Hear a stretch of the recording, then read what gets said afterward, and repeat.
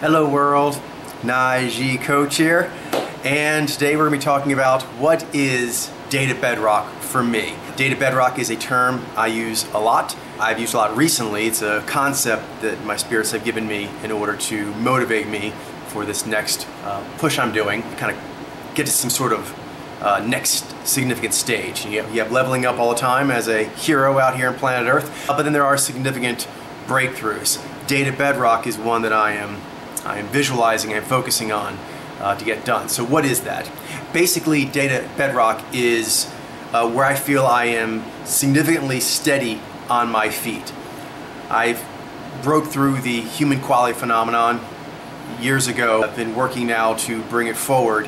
I have a pretty good understanding of a lot of different bubbles, including the 32 gender mojos, the 32 different quality categories. As a part of that, though, there is a significant portion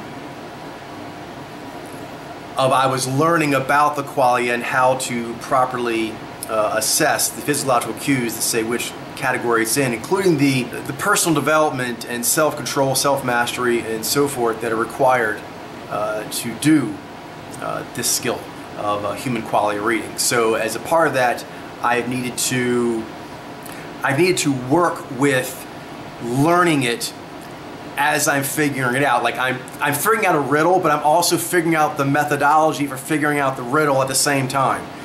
Okay, so data bedrock is to a place where the samples I've been working with that have a history to them, where I was around them, I was taking them in when I didn't have my methodology as good as I have it now. I still have a lifetime of, glorious, wonderful leveling up and learning how to do what I do better, but I have reached a point where I think I have an understanding of what my life's work is, what the feat I'm trying to do is, which involves, I've mentioned in the past, mass reading and bubble reading, which are related but separate.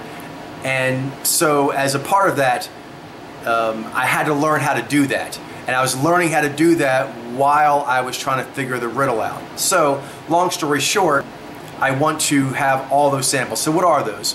Well, there's obviously the ones I've bumped into personally in my life, including in the real world and also through media. But then also there were figures that I knew of somewhat, like say the Marx Brothers. I was aware of them, I knew what they looked like, I think I may have seen a little bit of things they did here and there, but my dad was a fan. And so he told me a lot about them. I've forgotten most of it. My memory is an issue, as I've said many times. But he told me stories about them, and that actually influenced how I categorized them before I had developed my methodology to where I feel it's at a masterful level. I feel I'm at a masterful level, but I have a lot of baggage. So basically, turning that baggage into bedrock. That's basically the takeaway. Turn that baggage into bedrock. So there's those experiences I did myself. There's things I was told, like legends of people, in real life, from my family, whoever, and so they have a lot to them, like the different Tarzan actors. As silly as that may seem, but for me, my dad was really into Tarzan. So as a part of that, he told me a lot about them, and he thought they were really cool. Tarzan. For my dad, influenced that, and so getting to where my methodology and my mastery of the methodology is stronger than that. That's kind of this data bedrock is. So taking that baggage and making it something to stand on, making it bedrock. When I first started doing pod layer officially and doing public lists and so forth, those are laden. The older they are, where they were using an older methodology, yes, older, but more just less mature, less fleshed out discipline, skill set of how to go about doing this.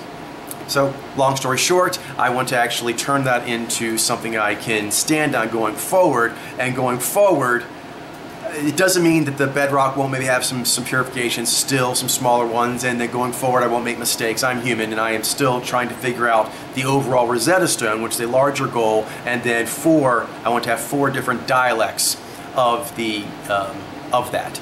So then to do that, these are things I've kind of learned along the way, some takeaways, some things I'm doing different, basically, as I take in new samples on top of the bedrock, which is On the Hangouts, it's okay if I don't have the ability to call it then.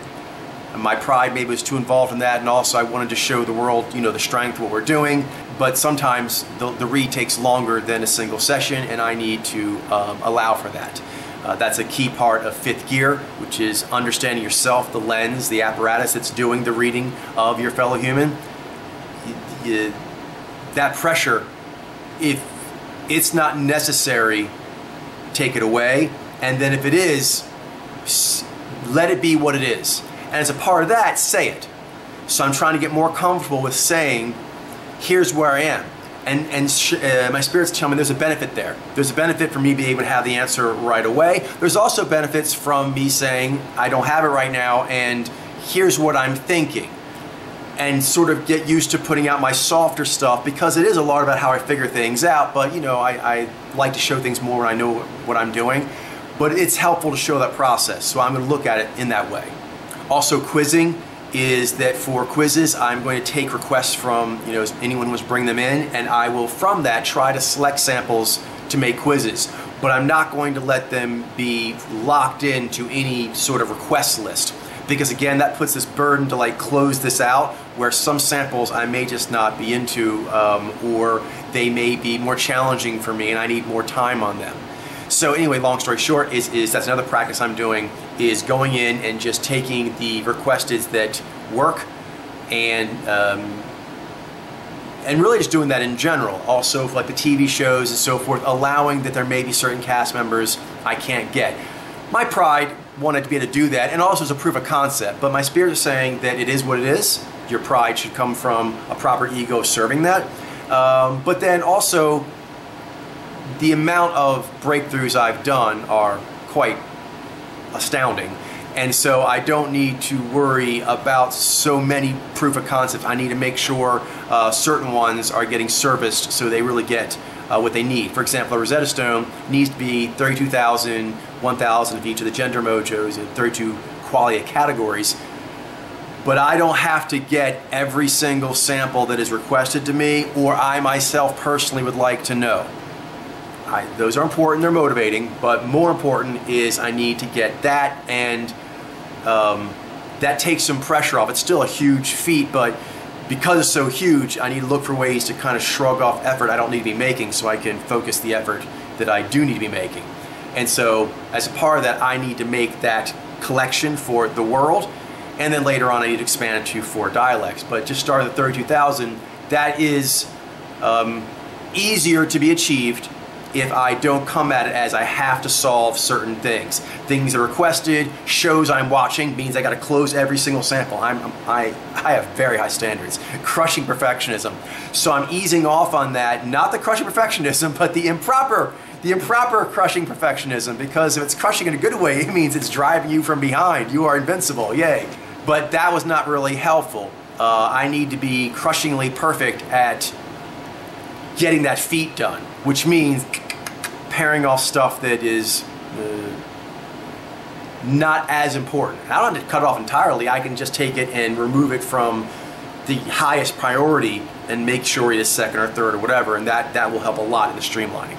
This one was a lesson that it's still hard for me to do, but I realize it is what it is that I have to do these mass readings, even though I myself got into people reading because I was interested in individuals and small groups.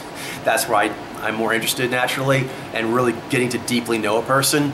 But to figure this thing out, I need to go big. Next, he says we got to really expand that cross-contextualizing net. And so as a part of that, and this is seems small, but it's not. It's a major shift for me. Is focusing on gathering the materials for this massive work of, soul sculpting art. And so the first thing is to actually just make it, to populate it, and then let the reading of it happen. I had, again, an ego thing where as I was collecting them, I liked to read them. And it bothered me if I had too many that I had collected and I hadn't read. Because I felt a pressure like, oh, I need to read all those. But now, since I'm saying I may never read all of them, then This is a massive case puzzle I had to figure out. I'm just going to collect pieces, help feed the sample server program, and just have a very good visual index of pop culture figures. Visual index, which obviously is going to be the best training aid for learning to emoji read and therefore solving the cases. But right now I'm going to collect the pieces.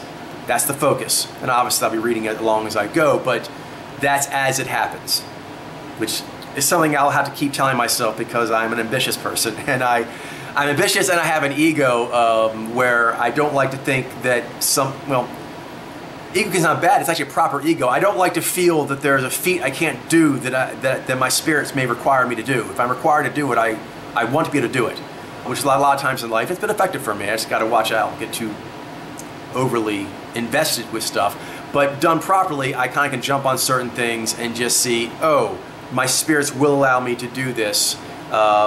If not now, at a later time, I can feel them kind of connecting and giving me power and genius, and my mental processes are like, yeah, we're going here. So letting that process be what it is and know that the gift is there. So my spirit's saying have more confidence in that. The gift has shown itself. Nexi, Ni, all the way to Vi. Vi, it's always been there, so allow yourself to, I have like paranoid thoughts all the time that I'll wake up like the next day and suddenly I won't be able to read. I do. I have these nightmares all the time about not being able to figure this out, but my spirit's saying, it is good to be highly driven, almost like panic driven. I am, edgy driven. I'm edgy, on the edge, going forward. So, long story short, I need to also, all the way to Nexi's Vi, I do have a track record of the gift working, and so I need to allow for that to happen. And that means sometimes doing activities where I'm building up stuff that's kind of, can be speaking to my quality of reading ego. Awful big pile over here you haven't looked at, you can kind of like, but now my Nexi's giving these spells saying like, yes, but you if it happens for too long, sure, we do need to investigate, but she's giving me a blessing from Ni to Jai to Z to Vi that unless it's a significant period of time that we haven't done before, we have gone back and forth between collecting media and doing this, and the gift is there. So just read as you go, and that's enough. You don't have to like actively flex, just the idling, picking out easy ones as collecting data, that's enough to keep that muscle warm and fluent, so the next time it needs to be engaged more as the primary thing I'm doing with my psyche's energies and attention, that it's ready to go. Allowing me to go, okay, it's not foolish. I have paranoid thoughts about being foolish. I'm all like worried, like, should I be taking a break? Should I take the foot off the gas here, whatever? But then sometimes Nexi's like, no, definitely, you're good. I think you can ease up there. That is the smart thing to do. That is the prudent thing to do. The numbers are there. The track history is there. If it's wrong, then no one would have known better, but that's good. I'm like, okay, thanks, baby. Cool, because otherwise my Ni's like, this needs to get done. My G's like, I guess I'm doing it. Go, go, go. That's kind of what I do. And sometimes my V wants some sort of, once I pass the Xi threshold of like, oh, it's going to work, or it's a thing, or I did it, or that's a big deal. My V does sometimes expect a little bit of like a party of like, oh, and so the world doesn't really, notice much what I'm doing. So I don't get that. So Nexi needs to come in and go in her way to, kind of like, no, you did do V. And here's why. And she kind of like says it, and then it goes all the way down to, and that means actually you're doing this, and you have these powers, and you have these resources, and that's this. And so that's solid. So I appreciate it. Kind of already said this, but just basically a little more refinement on that is allowing now, basically the pending section, I now have made it more sophisticated that I have pending and also requested, and I may add another category in there, I'm not sure yet. And as a part of that, I'm going from, which was again my ego and my ambition, that the pending area was an area that I wanted to eliminate. And so now I am adjusting myself spiritually, my take on things, my mandate, my visualization of what my purpose is. So I'm actually supposed to have a pending section with higher and lower priorities, and that's a place I hang out. New discoveries come there all the time, It's not a place to eliminate, it's a place to go for new adventures. I can always go out to, you know, cable and the internet and, you know, whatever, and get new people that way. But I already have a stockpile of ongoing adventures. It's a video game I already love to play, with adventures I'm already enjoying that are in play, not yet completed. It's not a bad thing, it's a good thing. The pending section, say it, the pending section is a good thing. It's just part of the process. It has been from the beginning, but I had a relationship with it of, someday I'm going to end you. And that's, I can try and end my ignorance, which is a good thing to have, it'll never be done, but I can keep chopping it down. But actually, just because of the amount of people that need to be read and how much that takes, there's always going to be a pending section. I'm internalizing that now. And that will be something, again, that I apply as a principle as I take on new samples on top of the Bedrock. All right, that's basically, I guess, it for now. So that is what I'm trying to do for the data Bedrock, get those samples all lined up. And so what I'm planning to do is, in the next weeks, is to kind of talk about what I've been learning and new things I'm learning as I am closing in on this data Bedrock. And then I'm going to have like a reboot of my channel as I try to reach out to the internet people to see if they want to have a conversation with me. All the fun cases that are really current events and popular talking points that fall underneath that. So I'm going to try and see if I can't get a really nice conversation, and hope you guys will join in, and I hope you will enjoy even just sitting back and observing this conversation as it grows in its life. Yeah. Okay, so I will see you all at least once a week going forward. Like today, I didn't want to go on camera. I really didn't. I was so busy focused on that, and I'm actually going over the time. I actually have to get on there for the hangout with the team. I'm glad that I'm here now. I feel good. I feel good, and yeah, I think this kind of warmed me up, but I think next week I'll just sort of have this to refer to, and I'm like, oh yeah, okay, so, and we already talked a little bit, and then just kind of picking up.